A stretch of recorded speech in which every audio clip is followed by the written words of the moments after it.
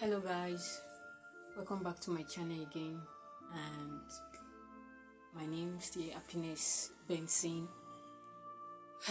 Well, today is Sunday and it's my birthday. I turned 25 today. I turned 25 but I'm not happy. I'm not happy. The Shiloh I went for before, I'm in my hometown at Edo State.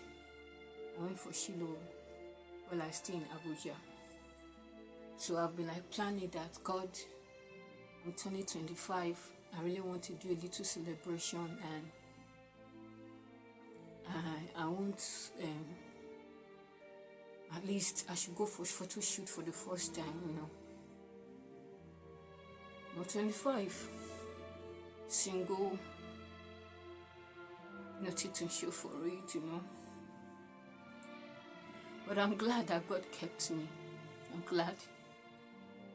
Up till now, I can't still figure out what I want to do. And as far as I know that I'm good at dancing and all of that, I just came back from church. And it was wonderful. I got to meet there are so many things that happened today. I saw our governor for the first time. Our father, I'm a Catholic, so our father did his 30th anniversary of being a priest, and celebrations of remembrance of a man who died 20 years ago. They did his remembrance today. People who got married. Well, I'm glad I got to see it, but at the same time, I'm sad. I'm sad because I'm just 25 with nothing to show for it. Nothing.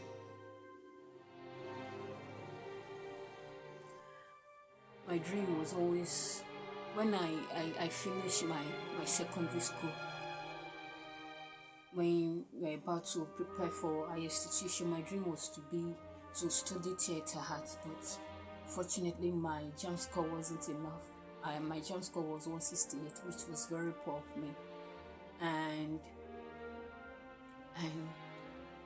well, the college I went to gave me an admission, which I have to just accept whether I like it or not, which was a public administration, which I was done with. And the hardest part is when you see, I know God said that we shouldn't compare ourselves to others, but do you know how it feels for you to see that the people you guys grow up together or go to school together are making it, and relationships don't work for me? To tell me that I'm the problem, and I try to work on myself, and at the same time I try to tell my so many emotions. I'm in my hometown. I came. My mom is here, my dad is here. I know they are doing all that. They cool. Up till now, I still struggle to beg them for money. I can't really do anything on my own, and I try as much as possible to go into online, sort out online businesses. I do online. I said, but they are all scammers. I lost 20,000 naira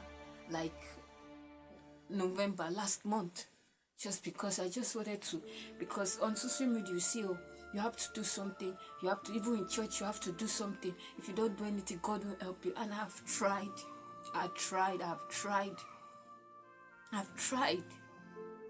This seems to work. Nothing still seems to work. I came home because because I came from Abuja. I'm living with my other sister there. That is where I served, so I was there. There are so many emotions that was evolved around me. So many. My sister, we always argue. Whenever we argue, we shout. People know us for that.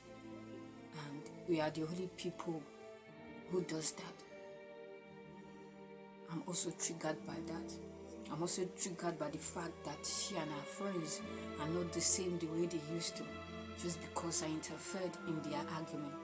I told the one man when they were, what happened was that they were arguing about something. A friend came to her house, and that day she didn't go to church. So they were arguing about something, and it was very intense. It was intense. The shouting was much. So I just, with anger, with provocation, I told the woman to get out of my house. Yeah, that's what I did. And since then, she have never stepped her foot into our home. So whenever I see that they are not talking, whenever I see that they are not the way they used to, I'm affected by it. I'm also living in an environment where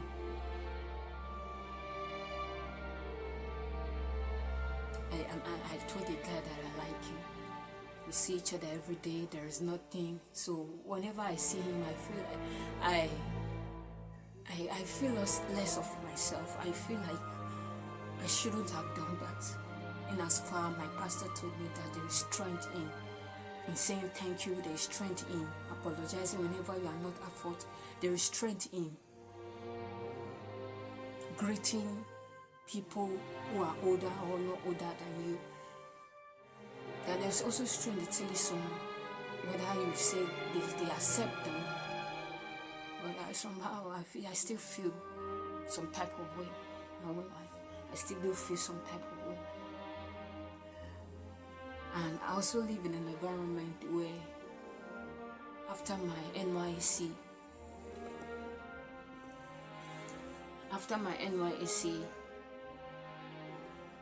so I was at home.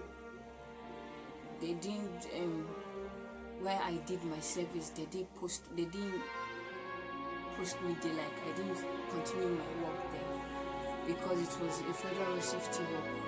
I mean, I have to be honest, I don't like the work, I don't like uniform work. But sometimes in situations of Nigeria, we just have to accept whatever it is we find ourselves. I was at home, yeah.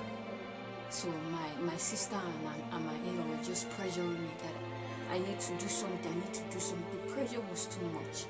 Because if my in-law should come back from work, she says that, she's always staying at home. Like, there's this sense that she doesn't like me staying at home, and it's not my fault. Yes, I also learned tailoring, which I'm not so good at, because when I was learning then, there was no machine for me to practicing, for me to be perfect in it. So I know I've gotten the machine now, and the pressure was too much. So before I even got this machine, I went to work for a woman. She had 2 sets of twins, grown ones about 3 years, 4 years, and little baby. So I was working there, but later on she accused me of sleeping with her husband, which I never thought she would accuse me of, which a situation which I never thought it would have ever happened in my life. So those emotions, that is what I felt in that combo. So I needed to leave that place. I needed to free myself from all of those, because it will still keep occurring to me. So I don't even want to go back. But when pastor spoke to me about something, he made something really clear to me, that if I should stay here, I'm staying the level of being in a village. That there is a difference between being in Abuja and being in the village. So it hits me so hard, and there's so many emotions. The emotions, sometimes I feel like killing myself. Yeah, because it's tough. It's tough. Well, I know. I don't know. I know.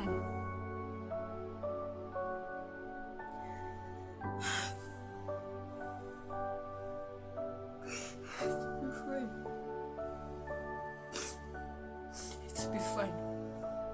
Yeah, it will be fine. Well, the little things I'm grateful for my parents. The they are still alive, and I pray that God will continue to keep them, because I have so many plans for them. But in as much I try like to make those dreams happen, I go back, I fail. So I'm grateful for my parents. I'm grateful I turned 25 today. God still kept me. I'm grateful for life. At least I'm a graduate. At least they used to say that if you're alive, meaning that there is still hope. So I'm grateful. I got to meet my sister again, my younger sister that went to stay with one of our relatives in Lagos. So I've not met her like for 10 years. So I got to meet her again. I'm grateful.